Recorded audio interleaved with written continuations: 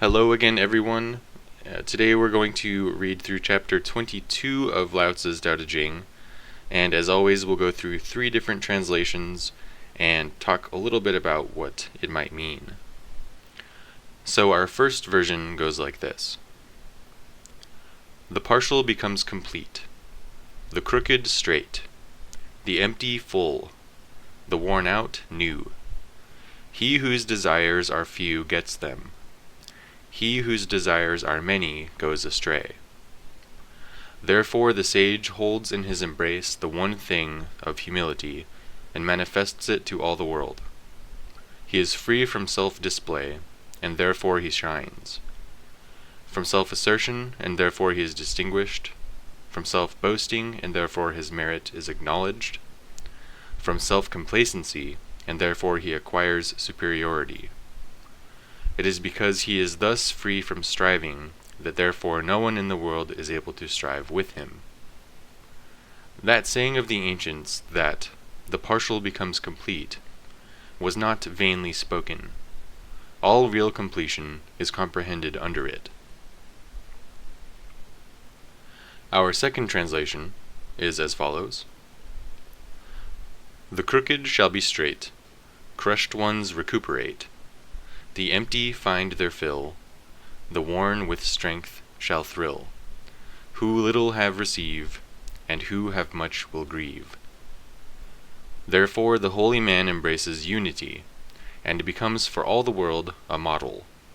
Not self-displaying he is enlightened. Not self-approving he is distinguished. Not self-asserting he acquires merit. Not self-seeking he gaineth life. Since he does not quarrel, therefore no one in the world can quarrel with him. The saying of the ancients, the crooked shall be straight. Is it in any way vainly spoken? Verily, they will be straightened and return home. And our final translation goes like this. At that time, the deficient will be made perfect. The distorted will be made straightened. The empty will be filled. The worn out will be renewed. Those having little will obtain, and those having much will be overcome. Therefore the wise man, embracing unity as he does, will become the world's model. Not pushing himself forward, he will become enlightened.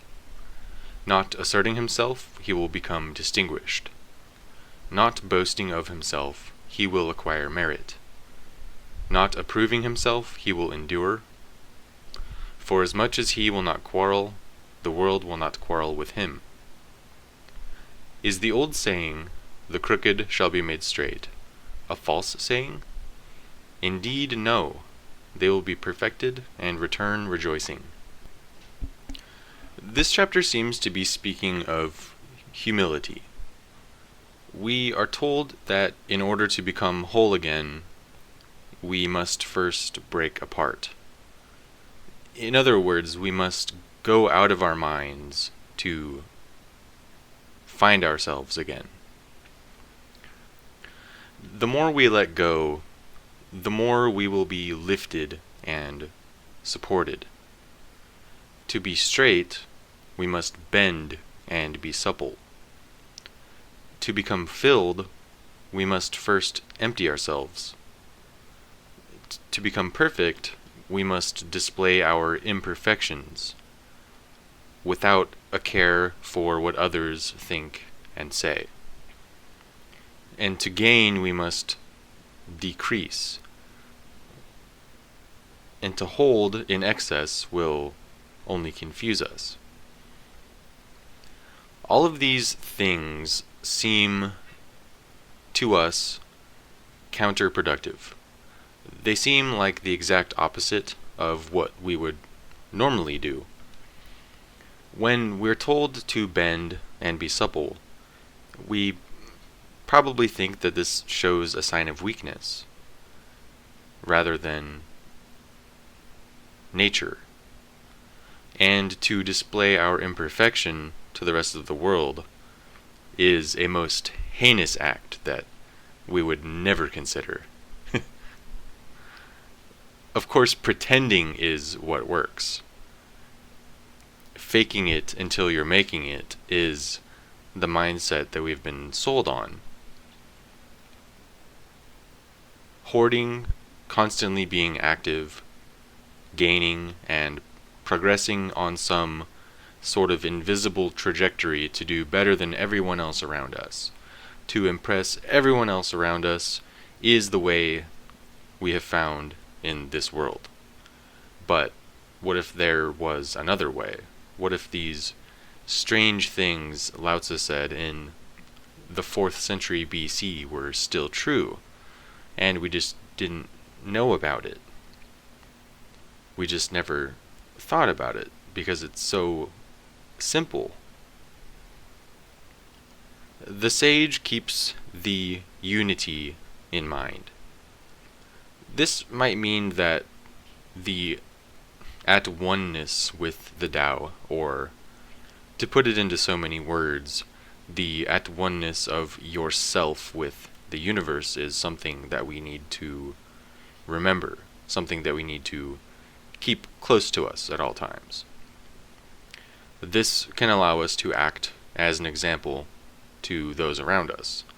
And this is even coming up to the idea of being the change that you want to see in the world. When we don't perform and act, we naturally shine. When we stop bragging and boasting, we are naturally secure in our own skins. When we forget about striving, there is no one out there to strive against us. Well, because this very concept of self and other is nothing more than an illusion.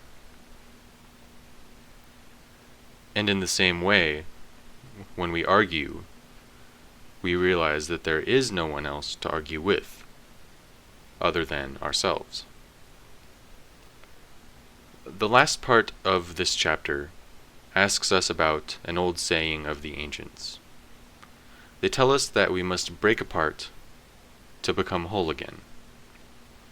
This seems to be pointing to the idea that, well, we must change our very ways of thinking, even about these things that seem so fundamental to us. It could be that this is all nonsense to some people, and that's okay. It doesn't even matter. But if it does mean something, then it will probably mean the world to you. It will probably cause you to have an epiphany of some sort, having the feeling of coming to some understanding of human behavior in this current corporate landscape, this strange world that we find ourselves in, where we are told to compete against one another in a sort of rat race to make it to the top of the food chain. And that might work for some people. It sure seems like it does when you take a look outside.